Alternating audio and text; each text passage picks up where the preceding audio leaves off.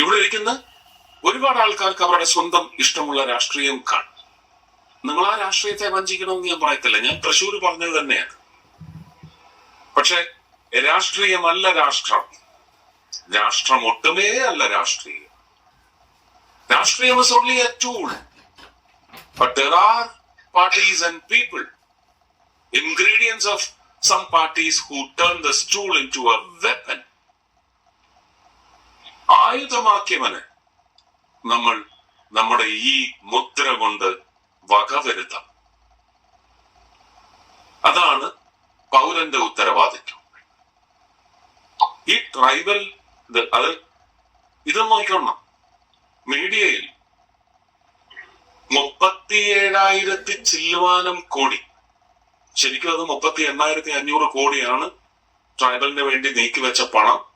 എവിടെയാണെന്നൊന്ന് കാണിച്ചു തരാമോ എന്ന് ഞാൻ കൺസൾട്ടേറ്റീവ് കമ്മിറ്റിയിലിരുന്ന് അർജുൻ മുണ്ടാജി ക്യാബിനറ്റ് മിനിസ്റ്ററുടെ ചെയർ ചെയ്യുന്ന മീറ്റിംഗിലാണ് ഞാൻ ഉദ്യോഗസ്ഥരോട് ചോദിച്ചത്. You said 38,500 crores for the tribals. Can you come to Kerala and show me? I need to see. 38,500 crores is not peanuts. എന്നെ കാട്ടിത്തരൂ. പക്ഷെ ഒരു വാക്കൂടെ ഞാൻ പറഞ്ഞു, അൺപാർലമെന്ററിയാണ്. All this data presented by different departments: health, social welfare, education, facilitation, infrastructure development. All these data presented by these officers are fraud. ഞാനതിനെ unparliamentary ആയിട്ടാണ് കരുതുന്നത്. But that term is never referred to as unparliamentary in the lexicon. I don't think. Mr. Tom Vadakan should know better. What else do we call it then? Fraud എന്നല്ലാതെ പിന്നെ എന്താ പറയണ്ടേ? അത് പറഞ്ഞാൽ ഞാൻ ആ സിനിമ ഡയലോഗ് പറയേണ്ടി വരും, ഇല്ലാടികയാണ് അല്ലേ? അത് പറഞ്ഞ ഉടനെ ഇവിടെ പലർക്കും പറയല്ലേ.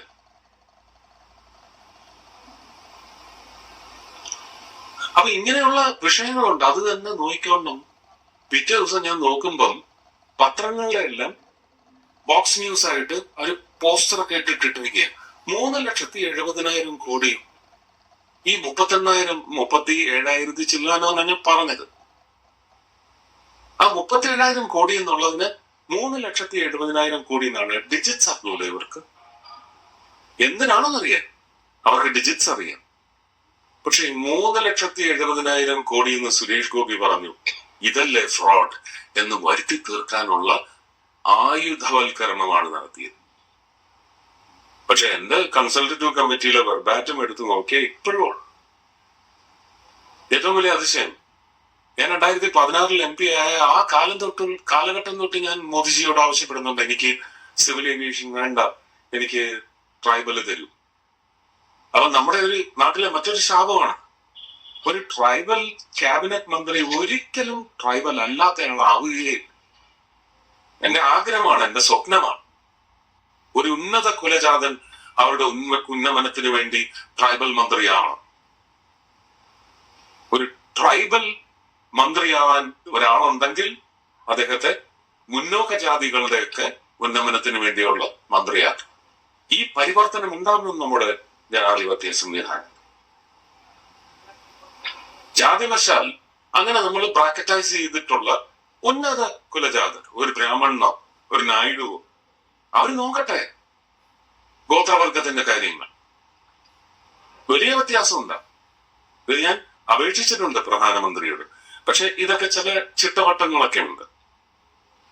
അപ്പോ ട്രൈബലിന്റെ തുകയെടുത്ത് വകമാറ്റിയത് പോലെ അല്ലാതെ ടൂറിസത്തിന് ഇത്രയും കോർപ്പസ് ഉണ്ട്, നീക്കിവെപ്പുണ്ട് എന്ന് മനസ്സിലാക്കി കേരളത്തിന് എന്ത് വേണമെന്ന് പറഞ്ഞ് ചുമ്മാ ഈ പൊലമ്പല് നടത്തിയ പോരാ.